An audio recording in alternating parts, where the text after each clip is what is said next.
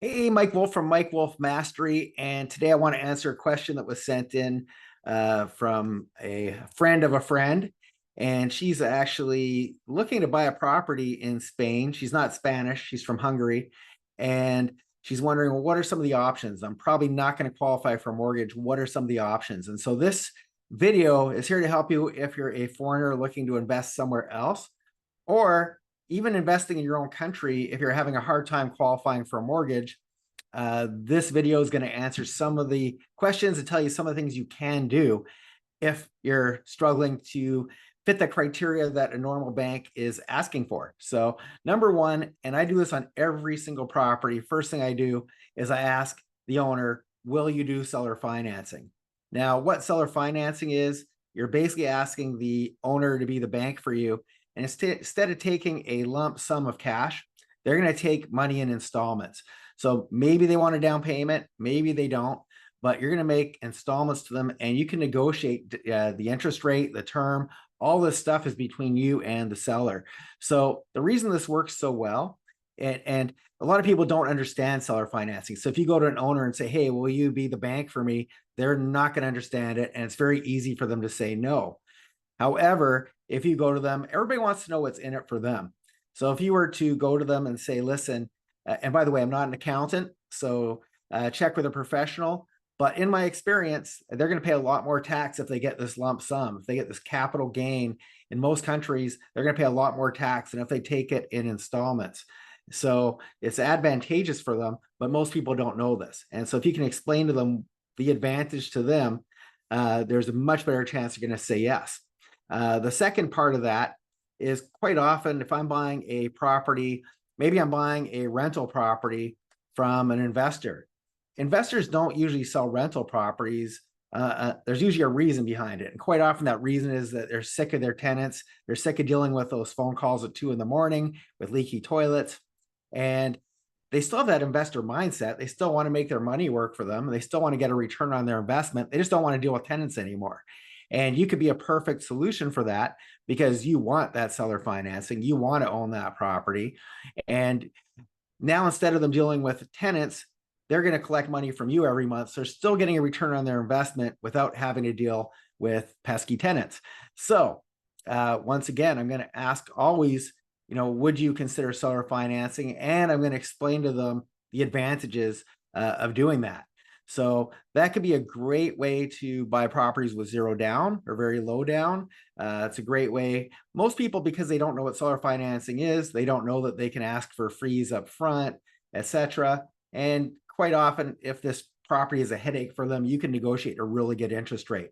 So that's the first thing I ask anytime I buy a property. Would you be open to seller financing if they have equity in the property?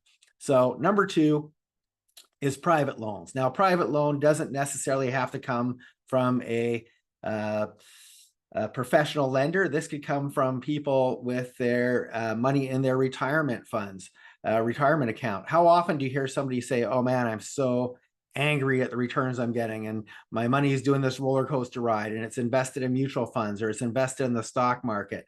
So quite often people that have retirement funds, they tend to not love their returns they're getting. So what if you offered them, imagine you said, hey, you know what, I'll give you 6% consistently. And that's, for a lot of people, that's much more attractive than this roller coaster ride and the risk. So, and people often have liquid cash these days. It's been really tough to get properties, relatively speaking, since COVID compared to what it was before. And so a lot of people have money sitting in their bank that normally would have been allocated for something else. And once again, if it's sitting in their bank, it's quickly being eroded by inflation these days. And if you were to offer them, hey, I'll borrow your money, I'll give you X%, and it's going to be registered against a property to protect you, once again, that can be very attractive to some people. Another way, this works really well, in particular for foreign investors looking to buy properties in another country, is partnerships and or joint ventures. So what if you partner with somebody who's on the ground? In this case, Spain. Imagine you partner with somebody in Spain. Maybe they could qualify for a mortgage, but they don't have a down payment. You have a down payment, but you don't qualify for a mortgage. And now you're taking a lose-lose. You're taking You're in a position where you can't buy a property because you can't get the funding. They can't buy a property because they don't have a down payment. And now by combining forces, you've just created a win-win.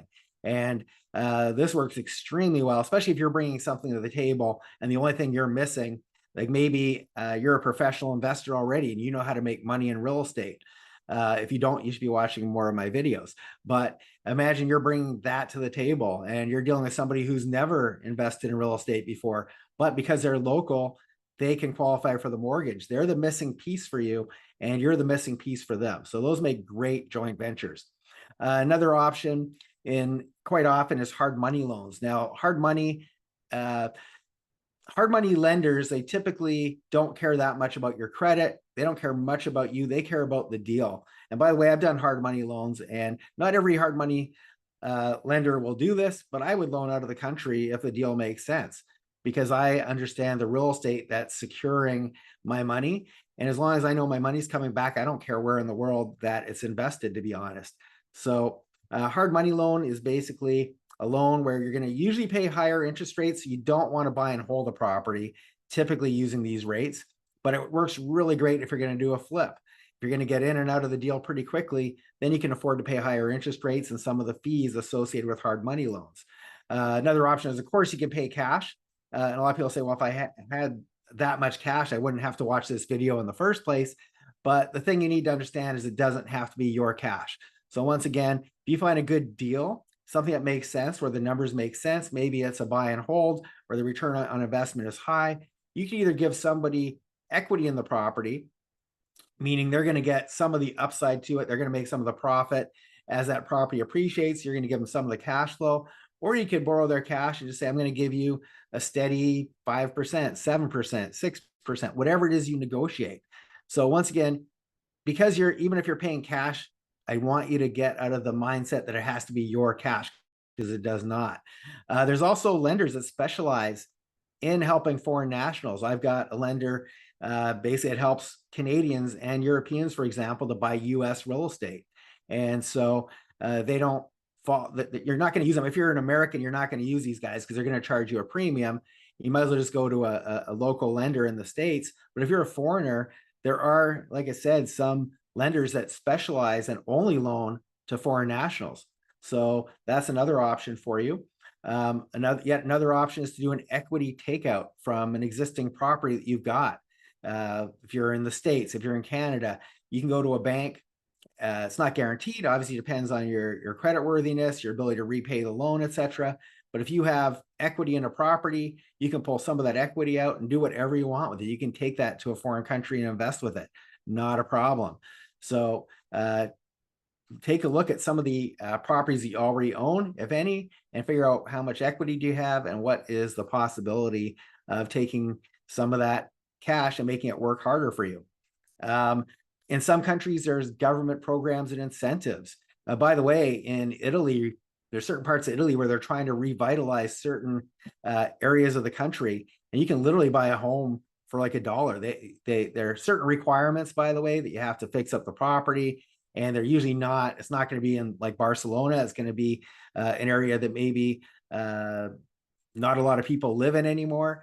But there are different options, and quite often the government will incentivize buying in some of these regions in order to repopulate. And then there's crowdfunding. I have never done this. Full transparency, I've never tried it myself, but I know a lot of people have done it. And there's numerous different platforms where you can go and raise money. I don't know all the legalities of it. I don't know the ins and outs, but it's something for you to look into.